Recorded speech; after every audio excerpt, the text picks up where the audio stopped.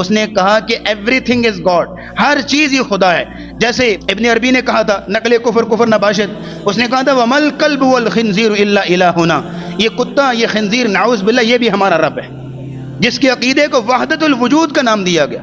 وحدت الوجود سمجھتے ہیں جناب کہ نہیں؟ وحدت الوجود کا مطلب ہے ایک ہی وجود ہے بس. یہ کائنات یہ سب کچھ خدا ہی ہے اور کوئی نہیں ہے. یہ جو سامنے بیٹھے ہیں سارے خدا ہیں نعوذ باللہ. یہ وحدت الوجود کا عقیدہ ہے جو بڑی معذرت کے ساتھ کہنا چاہوں گا. آپ میرے سامنے لے کے آئیے کوئی بھی کتاب جو آپ اسلامیات کی کتاب کہتے ہیں، آپ کی یونیورسٹیوں کے اندر پڑھائی جاتی ہے، آپ کے اسکول کے اندر پڑھائی جاتی ہے، میں آپ کو اس کے اندر درجنوں ایسی چیزیں دکھاؤں گا جس کے اوپر باقاعدہ طور پہ مینشن ہو رہا ہوگا کہ عقیدہ وحدت الوجود کا قائل ہے. اور ہماری نوجوان نسل کو پڑھایا جا رہا ہے عقیدہ وحدت الوجود، اور اس کی حقیقت یہ ہے ہمارے سامنے.